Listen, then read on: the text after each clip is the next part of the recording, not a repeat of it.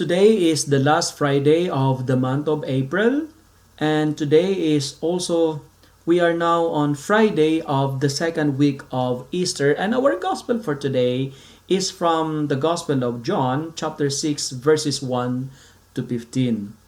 Good morning, my dear brothers and sisters. Happy Easter to all of you guys. You know, I find our gospel for today very amazing one because our gospel for today reveals to us the heart of our God.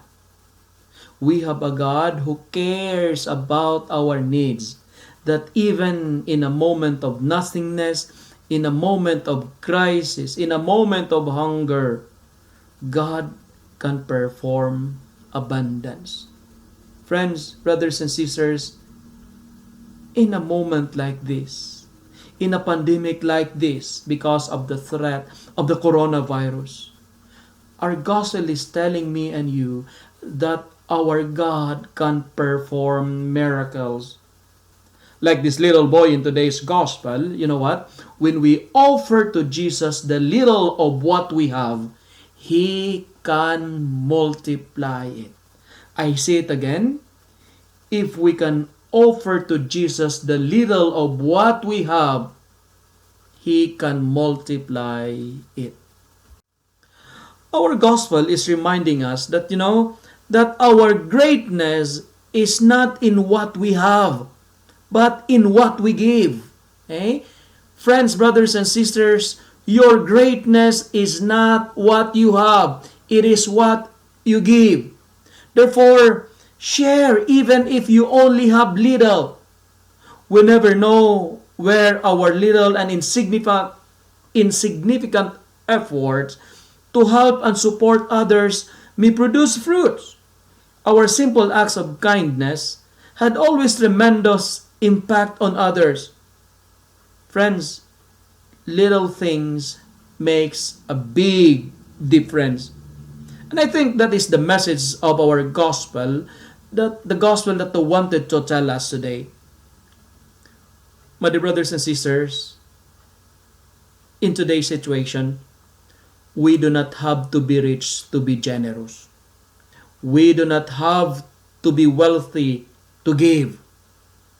Whatever small and seems insignificant things we have, if we learn to share, if we learn to contribute, miracle is always possible.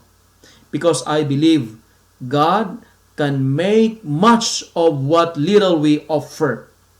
We can feed the needy crowd like this little boy when we share the little of what we have. Little things makes a big, huge difference. A famous author by the name Diane von Furstenberg, reminds us of this, and this is what she said. The purpose of life,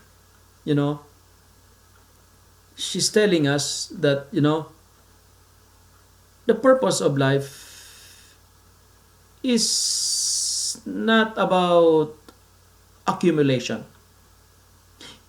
Life is not about accumulation, but it's all about contribution. It's not about getting, but it's all about giving. Life is not all about receiving, but it's all about giving. That's why Diane von Furstenberg reminds us that generosity is the best investment. No one is ever poor by giving, right? Friends, discover the miracles in all the little things in your life. Pay attention to little things in your life, because little things, little by little things becomes a lot. A simple drops of water will become an ocean of river. That little things that I'm talking about might be your smile. That little things that I'm talking about may be your greetings, your hi, simple way of obeying traffic signs, or observing government rules and regulations, especially of today, observing social distancing, not just staying at home. You know what? Some gestures of kindness, I believe, will pave a way to miracles. Today, my dear friends, never think that what we have to offer is small and insignificant. Just learn how to contribute. Because small acts multiplied together can transform the world. Small acts, when multiplied by millions and millions of people, can transform the world. Are you not aware that the boy in the gospel today has no mention of his name? It just said a little boy. The boy has no name. Why is this one? Because that boy, perhaps that boy has no name because that boy is you and me. Okay? Sometimes when we give, we don't need to announce. We don't need to broadcast. We don't need to publish our generosity. Just this little boy stay anonymous. The boy in the gospel has no name because it's you, my dear brothers and sisters. To conclude, I do not know if you heard about this one, but it says that there are two types of people in our community. Two types of people in our community. Number one, the getters. And the second one, the givers. Two types of people, the getters and the givers. You know what? What's the difference between the two? The happiest people in life are the givers, not the getters. The getters may eat better, but the giver sleep better. Remember this, my dear brothers and sisters. It is better to give than to receive.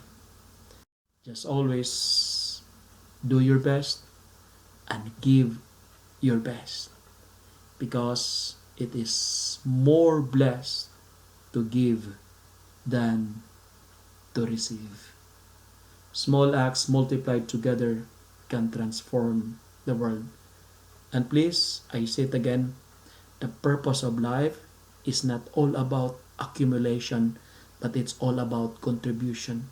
The meaning of life is not all about getting, but it's all about giving. It's not all about receiving, but it's all about giving. Amen.